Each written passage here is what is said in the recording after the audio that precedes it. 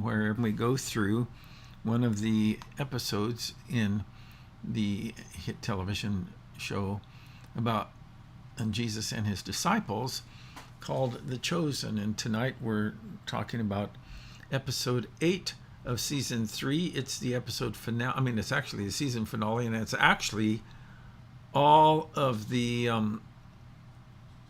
shows that they've produced to date. They're talking about releasing some additional shows, maybe by January or February, which we'll be talking a little bit more about that after a while. But in the meantime, we are going to go ahead and get started here this evening, and so we will be right back.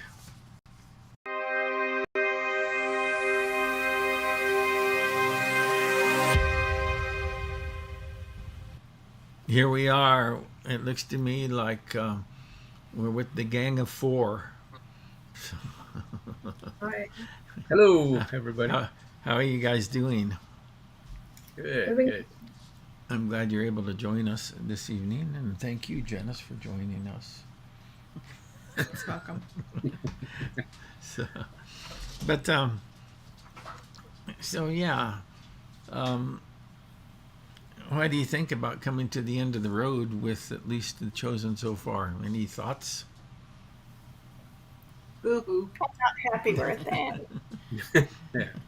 Yeah, yeah. I have a friend who's been watching it, and he's actually he does a lot of Christian productions himself, and so he has pretty high standards. And so I told him about The Chosen a while back, and he was just kind of like, yeah, whatever. And he says, yeah, I started watching it, and I says that normally I'll watch something like that, every so often. He says I watched the first episode of season 1, and then I watched all of the rest of the 8 episodes in season 1. And so, he binge watched it, and so now he is. I don't know where he's at in the process, but he just he loves it, and I think there's just so much value in this program, and so I've been enjoying it myself. And once again, we went through the season 3, episode 8 tonight, which has some really poignant moments in it. So let's just jump right in, because we've got quite a few questions to work our way through this evening, and we'll start with number 1, because that's always a good place to start. And it says that this episode begins with King David and his wife listening to a psalm of Asaph. By the way, there are different authors penned the psalms that and most of them are written by an author by the name of Anonymous. Mm-hmm. So, but then David, Solomon wrote, I believe, at least 2 psalms. Moses wrote 1, and then these sons of Asaph also wrote some of the psalms. Actually, a couple of my favorite ones. And so, so it opens up with this Psalm of Asaph, which can be found in Psalm 77. Now, I don't know if you guys took the time to read the psalm, but it's really worthwhile because it kind of sets the frame for this this episode. But why do you think God would use psalms? By the way, it's called a lament psalm. So why do you think God would include psalms like these in the scriptures? What do you think? Nor. I think it's very, very vital in our everyday life, Mm-hmm. and it's timely at all times, Mm-hmm. because every Mm-hmm. time we feel like we the Lord failed us, Yeah. and and as a matter of fact, sometimes failing. Each and every one of us experience that, I Mm-hmm. believe. Yeah. even no matter what year, no matter what kind of people or what ethnicity or Mhm. whatever. But we experience this pain Yeah. and felt like we are not heard. Yeah. Yeah. It's part of the Isn't it? normal. It's part of the normal experience of the life of faith. Mhm. You know, is Lorraine. I don't know why we think we can't be real with God. Like Yeah, like we can't hide from him. I mean, surprise. yeah, it's like why wouldn't he want to sit with us in our lament? Hmm. Why wouldn't he? I mean, I think sometimes I don't know, we don't really believe that God sees all of us, or we don't wish. I don't know what it is, but Hmm. God wants he wants my grief in front of him. He's the only one that can really Resolve it. provide any kind of comfort or hope, Hmm. and try to hide it. And I don't. I guess when I was younger, I did because I was just taught put on the happy face. That's what you did. You just put The on the happy Jesus face. smiley face. Yes, yes. And man, let's get real. God's authentic, and we should be too. Yeah, really. You know. So yeah. So let's go on to question number 2 there. Oh, what am I doing here? Okay. I'm gonna get there eventually. Um, so while teaching his disciples about faith, Jesus says that the size of faith is not as important as in whom your faith is placed. Where do you think most people place their faith? Themselves. Yeah, themselves. yeah, sure, sure. You know, is that we have that kind of like commitment to self-sufficiency, Mhm. in that I need to do it myself. So Nowadays, it's the government. yeah, more and more, really. No, I think you're absolutely right. Is that people expect for the government to fix everything that's wrong with their lives, you know, and I think that as we abandon personal responsibility, we're more inclined to do that, you know. That okay. Why do you think more Christians don't have a stronger faith in God, particularly in times of difficulty? Probably fear Mm-hmm. that where they should be putting their faith in God, but they have their own fears. Um, Yeah, yeah. So, Just like being punished. like it's being punished, you say? Yeah. Felt Yeah. like being punished by God. Mm-hmm. That's what Mm-hmm. the first thinking. Why are you punishing me? Why are you giving me this Yeah. pain? Why are you letting Yeah. me? That's why you step out of faith. Mm-hmm. Mm-hmm. Yeah, it's easy to feel like God is punishing us, you know. And I think that, well, I know that there's a lot of Christian teaching out there that is kind of the mindset that if you just believe enough, Yeah. that you will be spared difficulty and problems. But apparently they never have read the Bible. Yeah, because some of the great men and women in the scriptures were people who knew profound suffering. You know, Mhm. so but Maybe we don't like to wait so much. We like everything right now. And our world's kind of that way, especially with computers and stuff. Everything's so fast, as we're not patient. We don't want to wait for God. We want our problem solved right now, and we don't know how to wait. So we just fix it ourselves. I know I'm that way. I want my problem solved right away. You know, Amen to that. I don't want to have to sit Yeah. in my problems for any amount of time. Elaine says that they don't call on him to share their pain.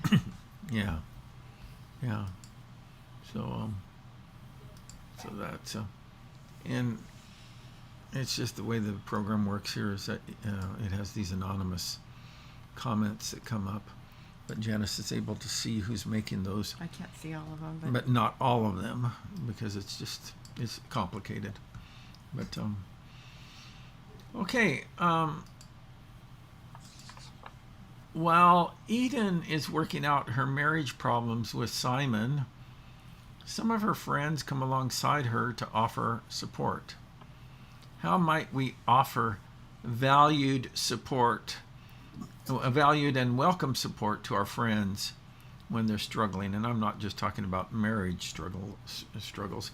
How can we offer valued and welcome support? Go ahead, Lorraine. This reminded me so much of how Celebrate Recovery works. And I've been in small groups my whole life in the church, but there was something about Celebrate Recovery that was different. And I think it was, you just couldn't just get away with saying pat answers. You had to really kind of dig in deep and be vulnerable. And it was just like such a perfect picture of how the groups work, because they work so much. A lot of times they work past the group time, years pass and you're still meeting with people in your group, or you call on those people for help. And I just loved when Marion Tamar was talking a couple series ago, and then this one is how it just was a perfect picture to me of how I need my girlfriends.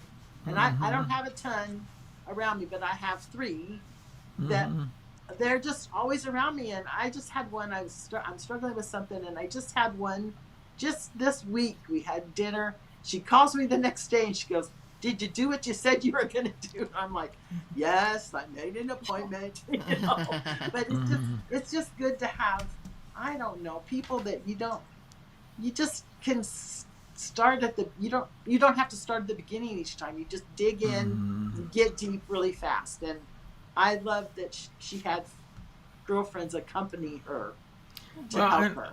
And I also like the fact that they noticed something and they just didn't let her sit Yes.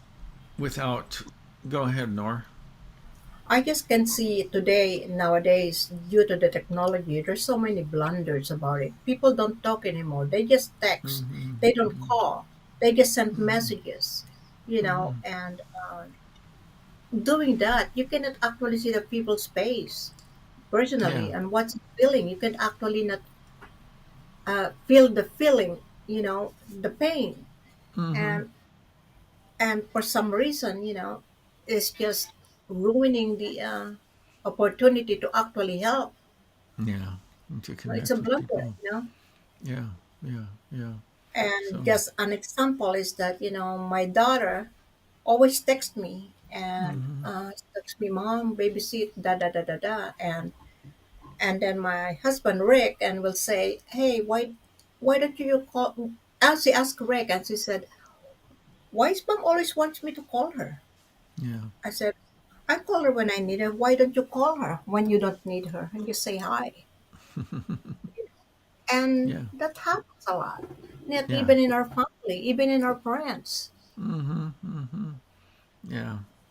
Go ahead. Sometimes you need a hug, and you cannot hug in the phone to put a virtual hug. Yeah, What I'm does gonna it take? give you a hug right now, there, Nor.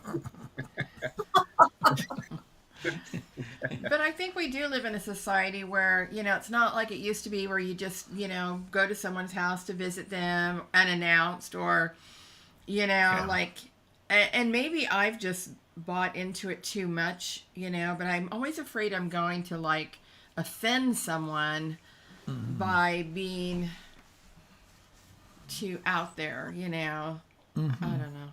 Yeah. I think that that I have neglected to be there for people that I should have been, because I was too afraid that they might be offended. Yeah. What would be wrong with saying something like this? Is that is when you have a concern about somebody, you would say, it seems to me that you might be struggling right now. So I wanted to reach out and connect with you and to let you know that if you'd like to talk further with me, that's okay. Mm-hmm.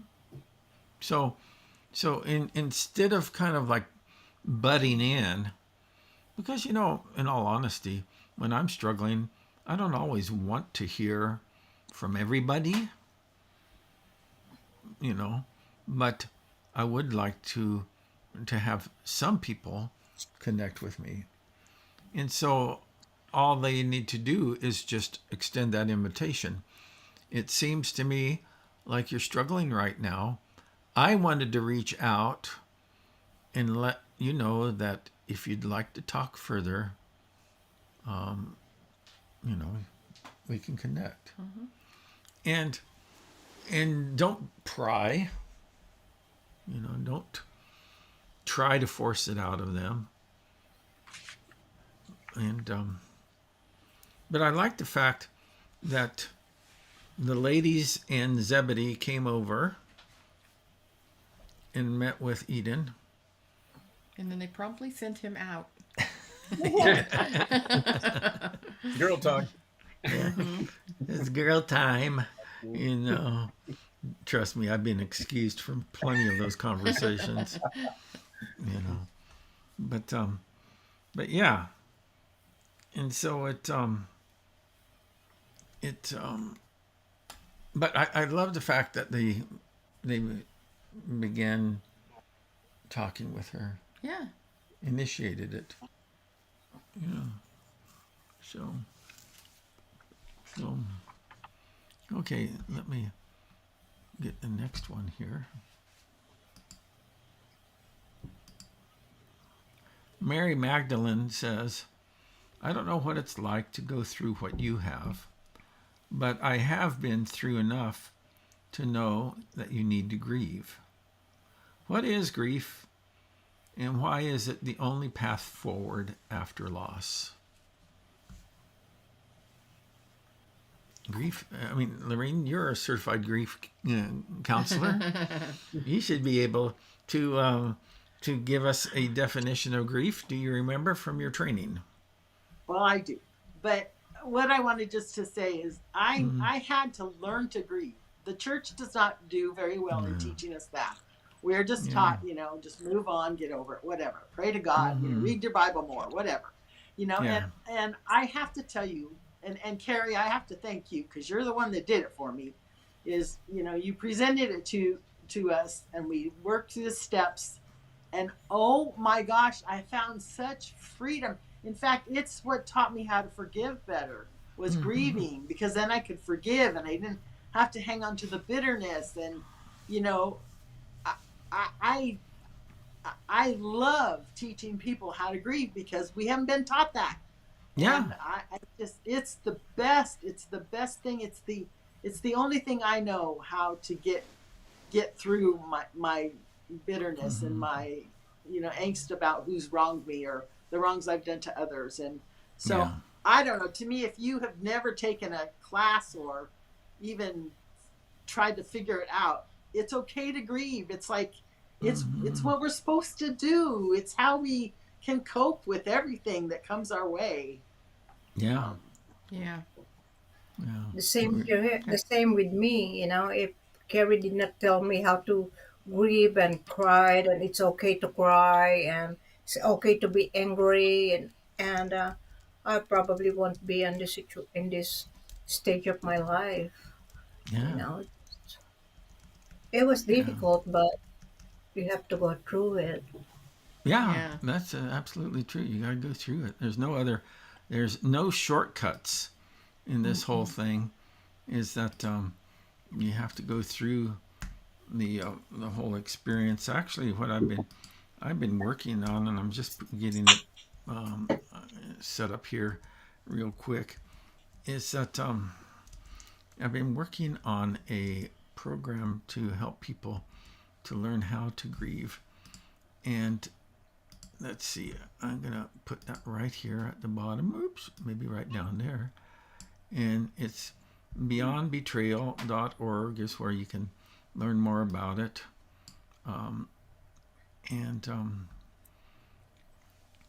And so, oops, there we go.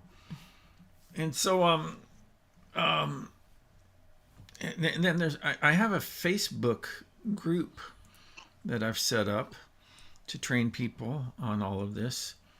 And the Facebook group is also beyondbetrayal.org. So if you just go to the Facebook group, and it's a private group, so we only let you in when you ask, politely. Lorene, go ahead. And I would say, people think, oh, I've never lost anybody, or my child didn't die. But I'm telling you, grief is for every single loss, big or small. It'll help you through everything. Yeah. Yeah. I was about to say that. Thank you, Lorraine. Yeah.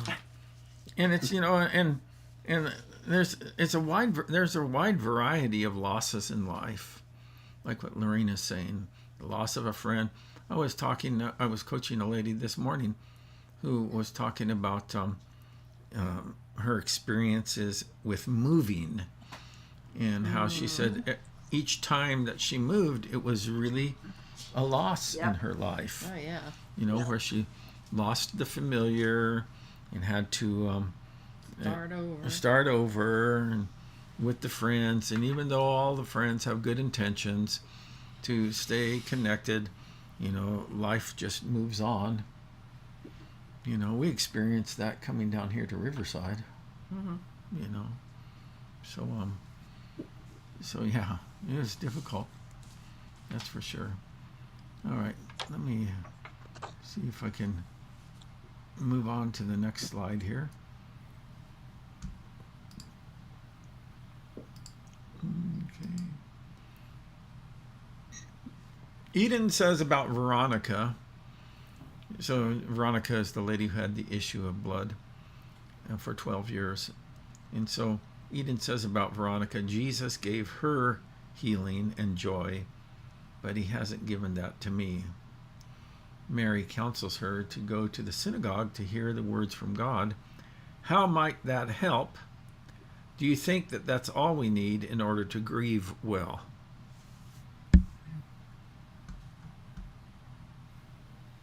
First, I want to say, Veronica was rejoicing at being healed, and Eden was just beginning to go through her grief, so they're totally different, But hearing the words of God. How would you feel if you were Eden, by the way? I would be sad. Yeah. And maybe angry, like she said. The way I've been positioning this Beyond Betrayal program is that it's when you feel cheated by life, others, or God. And there's a lot of times that we feel cheated by life, others, or God. I just got a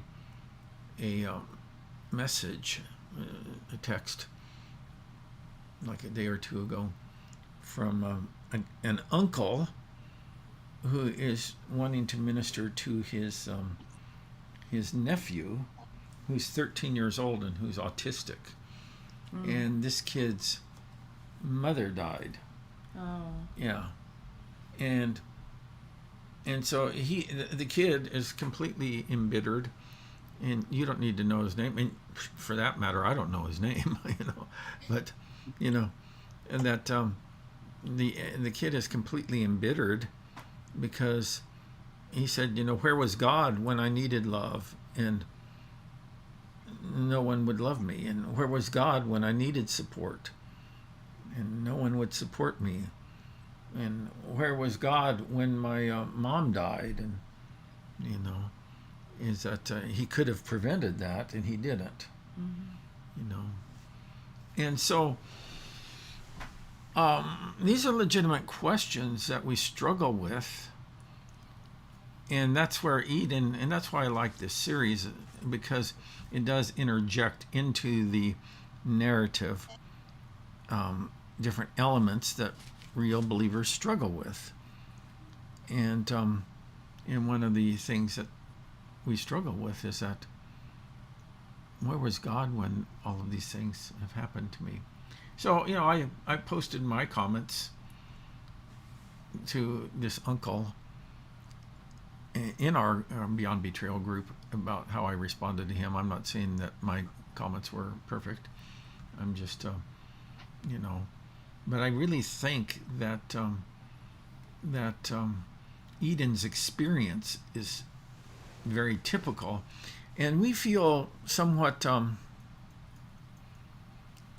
ashamed about that. When we are people of faith, and then we get stuck in this place of God, you didn't take care of me the way that I thought you should. How about for you guys? And I'm not asking you to share any details. I'm just wondering, have you ever been in that space yourself? Mm-hmm. Yeah. From childhood to growing up, that has been my question for a long, long time. Tried to commit myself a couple of times because I asked the Lord all the time, why don't you just take me? Just take me since I was young, hitting my head on the wall. Hopefully it will crack open, but I guess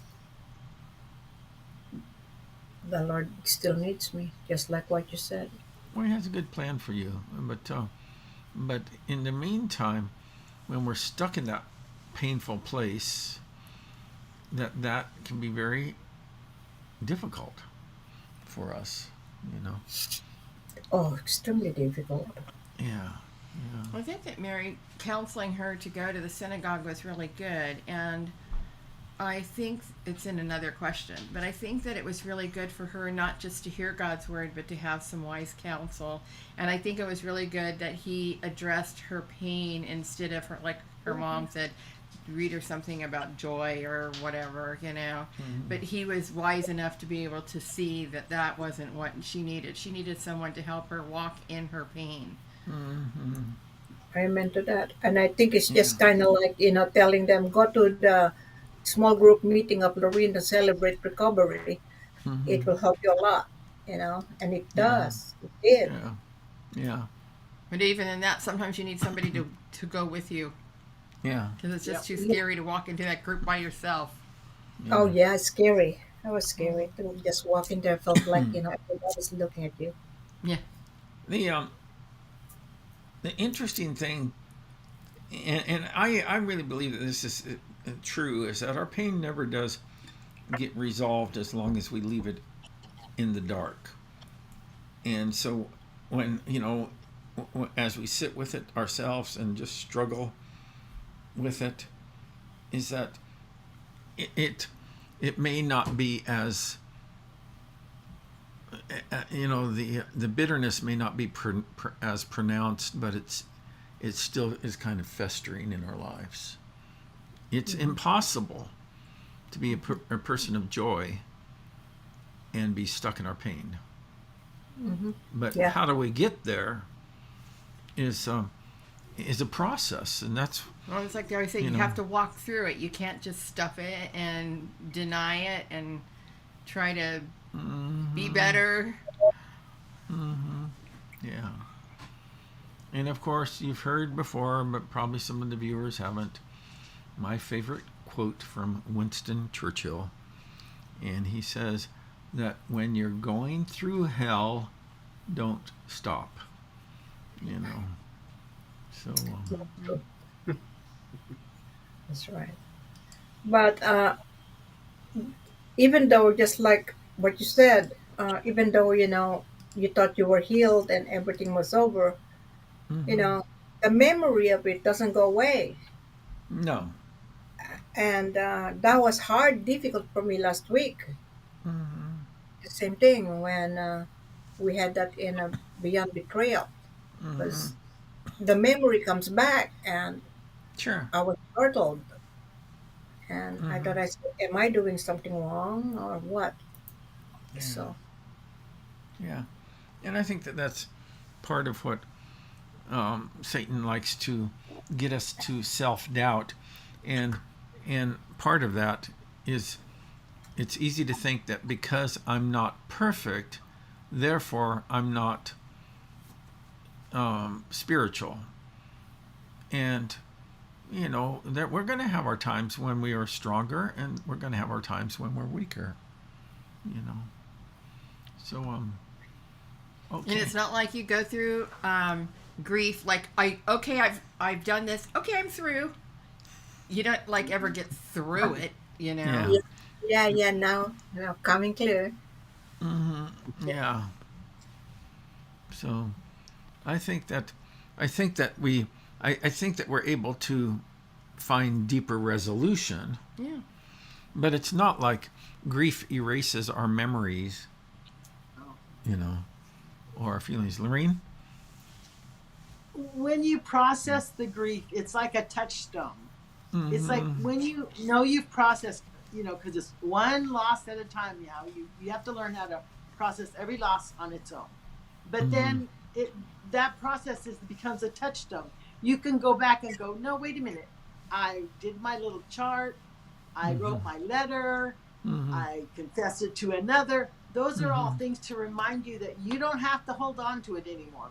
You process that, you can keep moving on. But it doesn't, like Nora said, it doesn't just go, or Janice, it doesn't just go away. No. I mean, if you lose a child, you can't just get over that. It's impossible. It's impossible. And I hate that we say just get over it or move on.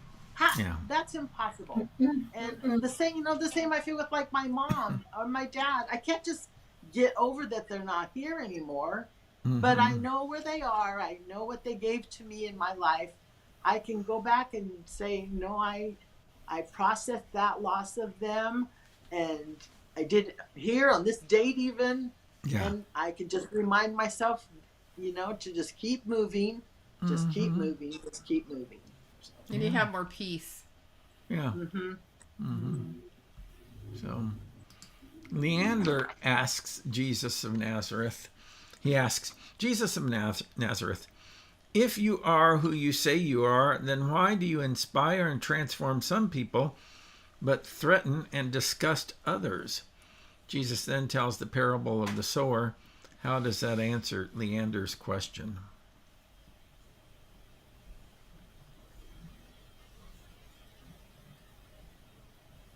Everybody responds to God's word differently. Yeah, okay. Receives it differently. Is there, and there's two sides to the relationship. There is, the searching God, and then there is the human heart. And some people, when God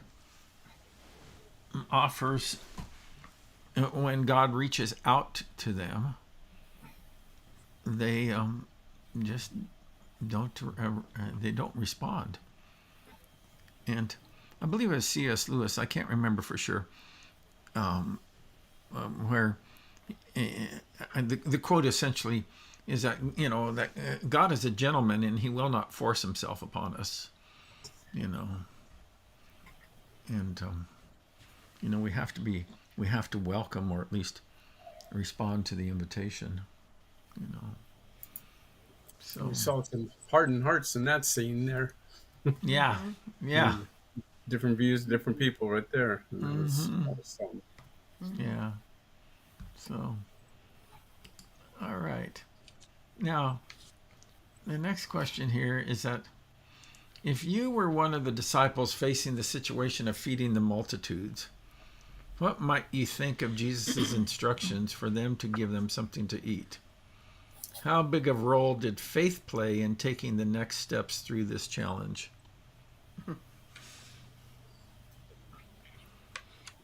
Is he crazy? What is he talking about? Yeah, really. Yeah. Yeah, I'm All not the so women sure. should know. I'm not so sure the disciples had all that much faith. I mean, Peter kept saying, just do what Jesus says. Just do what he says. Yeah. He was stinking mad at Jesus, and he just said, just do what he says. And the rest of them are like, well, what do you get it? And I'm like, so I'm not sure they had much faith because Yeah. Which is finally they crazy. did what I know. I Yeah. know. Is it not kind of funny when Jesus asked them, "Am I not clear?" Yeah. Yeah. Because the eyes are wondering like that, asking him, Jesus asked him to get 12 baskets. He said, "Am I not clear?" Oh, Yeah. Yeah. that was Yeah. funny. Yeah. Really, it was certainly Definitely. would be overwhelming to have Jesus to So much doubt. So much doubt. You would think I'm it telling would be you. doubt. I think it's so much doubt. Are I you? would be no different. I would like to think of that, I'd be full of faith and Me stuff like either. that. No. But, No. but, and when you stop and think about this miracle, because obviously this completely defies, you know, um, the routine operations of nature. Because Jesus he did not produce grain for the people to bake bread. That he produced fully cooked, Yeah. and also fish that had already been cleaned and gutted. I don't know. I assumed that they were, and Right. it was It was fish and chips. yeah, But and it so sounds like the bread is good. yeah, and so it was completely prepared, and it would be like weird. I mean, Yeah, like we usually go through our car. Oh, we have a granola bar, 2 snack bags of chips, and a Gatorade. And I don't know about We'll the feed them fish. all. yeah, Me and yeah, Nikki were talking about that, and but Thomas did catch on pretty quick, and yeah. He says, "Been there, done that." yeah, Yeah. It's like So, Kathleen said, and Jesus didn't appear to be hungry like the people were. And she says, "You tell me how to feed them. That would have been overwhelming." yeah, exactly. Yeah. So, I loved it was one of the very last scenes, and Atticus is on his horse and he's eating a piece of that bread. Oh, I didn't notice that. Yeah, I was so but I told that to Rick. I said, "Why is he eating that bread?" yeah, yeah, yeah, Yeah, but the best part that I like is that, and I really want to know the answer, is that when Jesus left and prayed, and he asked Shmuel to go with him, what happened yeah, after that? yeah, Yeah, that was good. yeah. I kept, like I said, I watched this a number of times, but I had to check whether that was that Shmuel guy Hey, that Shmuel. went with Jesus, because No, it was Joseph. It was Joseph. Oh, no. it's Shmuel. Yeah. No, I it's think that. it was the priest that was beginning to believe. And that's Joseph. No, No, no, that is no, not No? no. Shmuel. No, that is It's Ishmael. it's Shmuel is the guy that Okay. goes with Jesus. Yeah. Go Okay. back and watch it again, because I will. I was very deliberate about. I was saying, okay, now what type of headband does he have on, and, Oh, boy. Okay. and what does his beard look like, and so on and so forth. Okay. And His so eyes Okay. I will watch give it. it away. Yeah. yeah, She was so perplexed. yeah, Yeah. And Yeah. he actually quotes another lament psalm to Jesus there in when he's having that private conversation with him, and it's Psalm 13. How long, O Lord, will you forget me forever? How long, O Lord, must I have sorrow in my heart? How long, O Lord, will my enemies triumph over me? And he's like, hey, Jesus, we're not on the same team. And Jesus said, well, let's talk about it. So yeah, that I want to see his interview with Jesus. that would be cool, but obviously we're left hanging with a lot of unanswered questions in this episode. So yeah, somebody said I wanted to see that conversation, and I agree 100%. That would be interesting. So let's look at this. So this here, it says, when Eden seeks counsel from Rabbi Yusuf, She confesses her anger with Simon. Yusef is wise enough to not offer a reading that is uplifting and joyful. Instead, he reads from Psalm 77 and encourages Eden to share this with Simon. And of course, that's the opening psalm of the episode. Then he reads the balance of the psalm recounting God's blessings. What best helps as we work through our losses? What are some of the things that helps as we are working through our losses? A gratitude list. Okay, there you go. Yeah, Janice? I like that it says that he encourages her to pray for Simon because all she could feel was anger toward him, and not really feeling his pain or anything like that. But if she starts praying for him, she's going to soften her attitude toward him. Yeah. That they're in it together, really. It's I something know that it they. is, yeah. Yeah.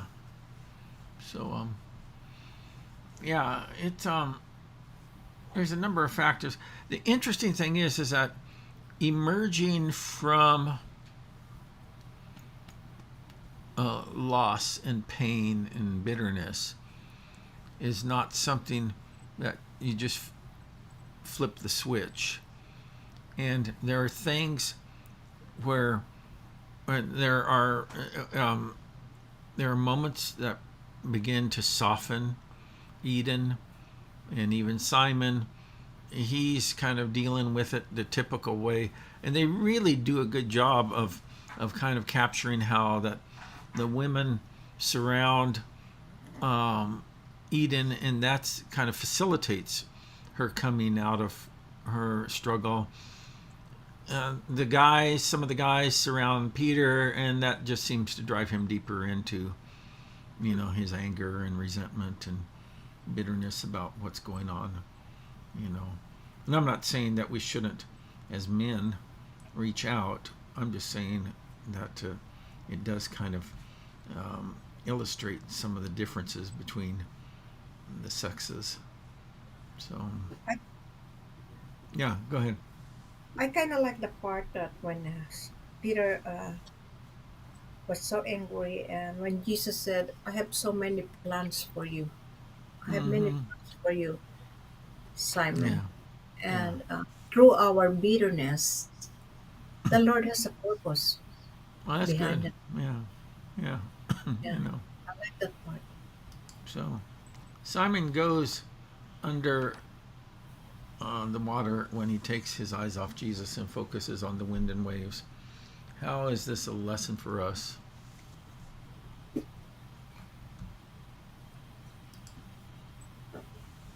When when we take our eyes out of Jesus, then Mm-hmm. that's when we tend to fail. That's when we tend to sin more. Mm-hmm. Yeah. Yeah. I really loved how they, changed back and forth to Peter going under the water and then Eden going under the water. Yeah. And Peter's fear and panic when he comes up, and Eden's peace and calm. I don't know. They did such a beautiful job of putting those right back to each other. It was really good. Yeah. It was a The very powerful juxtaposition. scene. Yeah. Yeah. Yes. Yeah, it is. Yeah. And wasn't she praying for him? I don't I know. think so. Yeah. I mean, we can assume so. No, I think she said. Oh yeah. I don't yeah, know. yeah, Can yeah. you no, guys yeah, remember? Yeah. Isn't she she does. praying for him as she's in the water? Yeah, she is. She says something like, Something to help him to. don't forget let him, or go. don't let him go. Yeah. Yeah, something like that. You know, Yeah. can I say something? I thinking Of course. about that word saying, those statements say, Jesus, don't let me go, don't let me go. The fact of the matter is just, Jesus never let us go. We are the one leaving him. Yeah. Okay, he's there. He's there all the time. We're the one really taking our eyes away from him, off him, our faith. But Yeah. he never leaves us. He's always there. Yeah. So that's kind of like I said, don't let me go. Don't let me go. Jesus never let us go. Yeah. He's always He was there for me. Mm-hmm. Don't lose focus. Don't lose Exactly. focus. Yeah, that's good. Exactly. Yep. So it's a mystery why God allows what He allows. What truths, as revealed in Psalm 77, what truths, as revealed in Psalm 77, that can sustain us in such time? How about what are some You got truths? Hmm? Say what? I think you put in that. Okay. So, but so what are some truths that can sustain us in such times?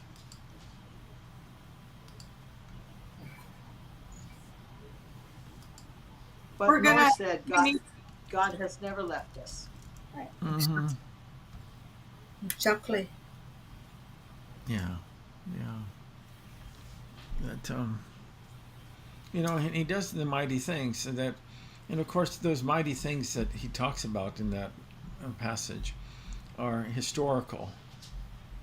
But the only way that you experience historical, quote unquote, the historical move of God is by being faithful in the present. Because then eventually, downstream, you can say, oh yeah, I can see how God delivered me from that particular situation. Yeah. So we reflect on what God has done for us before. I Yeah. like the part we can appeal. Mm-hmm.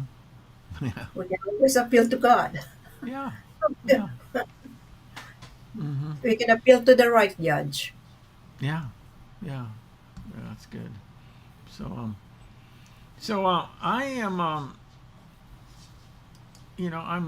I'm grateful for this study, and I'm also grateful for you folks who join us with this. And so let's just have a quick conversation amongst ourselves here before we wrap up. But I'm open to continuing on with a different study on Wednesday nights. But if you think maybe taking a break is better, I'm also open to that. So tell me your thoughts.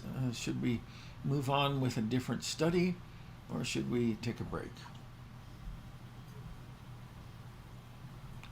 Tell me your thoughts.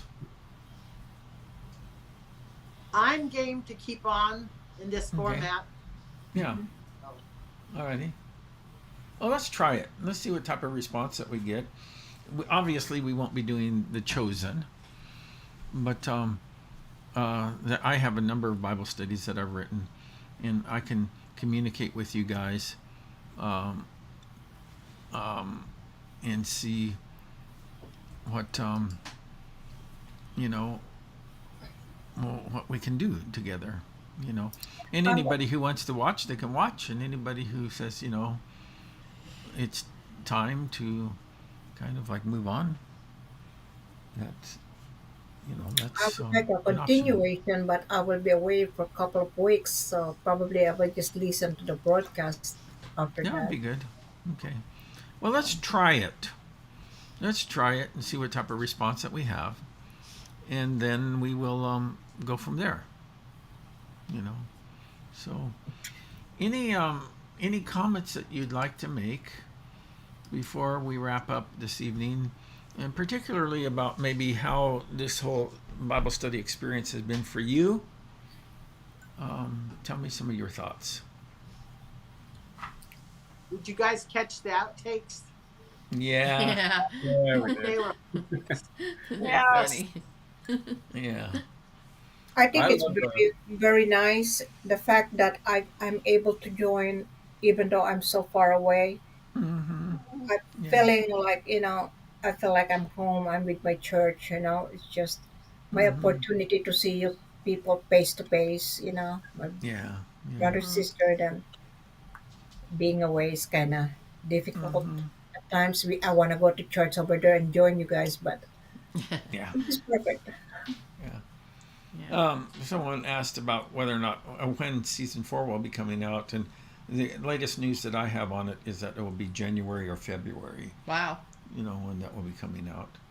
So, but But yeah, I've never had it, I've never had so many, and I think Nick, you mentioned this before, of just seeing the context of Jesus in everyday life, and how they had to camp out and move along, and I just I just got the highlights in a sense, because that's what you read, is you don't really have the imagination and I love the imagination of this. And I've Right. been hearing some of my friends are asking me, because they know I'm doing The Chosen, and they're yeah, asking me about the criticisms of The Chosen. And I'm like, it's not, and Christians, I don't know why we are so wonky. It's not like this is the word of God. This is not the yeah, word no, of God. yeah, It's a fictional work, and I mean, it's a fictional artistic work on what happened in between the lines. And I love it. It's just really given me a more human perspective of who Yeah. Jesus was, and how he, as God, had to fit into the limitations of being a human, and what that meant about not having a home and camping and being on the road all the time and being so tired in his ministry. I have totally loved the series. yeah, yeah, Me And yeah, too. hanging around people like us. Yeah. That's the amazing part. You talking about Jesus hanging around people like us? Yeah. Yeah, you know, yeah. It would have been interesting. It really would have been to because we don't know what the personalities of the disciples were like. No. We get glimpses of it, but in all honesty, most of them are just named maybe once Yeah. in the Some of them, a lot of them, just in a list. yeah, Yeah. that's the only place that you yeah, I really like the whole how like you feel like you've spent a day with Jesus. You can see how it makes me be able to think that yeah, he does love me. Like he loves me a lot. he would have to love us a lot to come and to put up with us. Yeah, but I mean, it just makes I mean, really, it just betrays him as so kind and gentle and loving, and yeah, I mean when he's talking to you, he's talking to you. I like it. yeah, I love to see the disciples the way they are, and I could see a lot of my traits of my personality in them. yeah, Stubborn and doubting, complaining and things like that.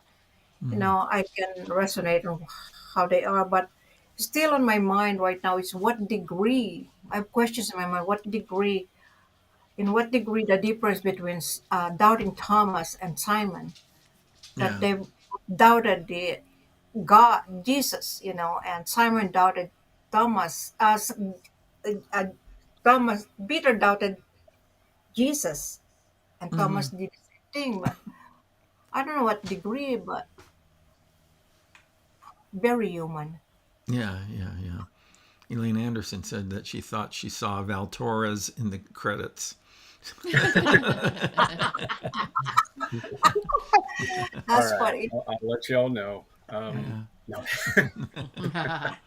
Well, that's too But funny. the way the producer and the directors put it out there, it was really a good show. Just, it was good when you're still talking about the next couple of days over just a few scenes, and it was really good. And their characters, they brought them to life. It was really good the way they did it. There's actually You behind the watch it scenes. over Go and ahead. over. Yeah, yeah. You know, and I was talking to Vince, who's my friend who has a production company, and I was talking to him, and I said, he was telling me about his experience of watching the show, and I said, make sure you watch it with the subtitles on, and when you see something that doesn't make sense, Google it, and so that's what I do. They will mention a town, and I said, wait a minute, I don't remember reading about that town in the Bible, and so I Google it, He And- does this with all TV. We're watching a detective show. I wonder if that really is a restaurant. I'm going to look it up. I do. I really do. I watch the show, and I see in the background, the name of a restaurant or something, and and it's supposed to be in a particular city, and so that I will always look it up and see whether or not that restaurant really exists. May I ask what's the name of the kid that brought the bread? I can't forget his Hold on. It was long, right? Or with Yeah. a T or something, didn't it? Telemachus. Yeah. Telemachus. Telemachus. And I think that's probably just a It fictional doesn't name. say that in the Bible. No. I doesn't say it. I'm Yeah. looking at it right now, and now it's not there. Yeah. It's a Greek mythology. Yeah. So, all right, guys. Well, I do appreciate each one of you helping us out with this project, and we'll plan to be here next week and just see how things develop. And I will be talking to you all about a couple ideas that I have that we might want to try. And we have some folks saying thank you for your efforts. And so, yeah, I certainly echo that. So, and another person who says it's a date. So we'll see you next week. And so I'm going to go ahead and wrap up for now. And so let me just hit the right scene button, and then we'll be through here. So yeah, so once again, thank you for joining us on Wednesday nights, and we are going to continue on with Bible discussions in the meantime, and hopefully that your life will be enriched by the things that we get involved with, and we'll see how that plays out. And I guess that the simplest way for me to gauge whether or not that this is kind of scratching where you're itching is whether or not you're attending that. And if you are able to check out our service on Sunday mornings, we stream to all of the same platforms that you are seeing this broadcast on. And this particular Sunday, I will be talking about a theme of that's really related to our broadcast tonight. Is that when the working title for the message is that when I need God to show up, and we all need that in our lives for God to show up. I've enjoyed actually these times that we've had together. I've enjoyed the conversations. And we got a little bit of applause there, and so thank you for that. And just because I'm that vain, I'm going to go ahead.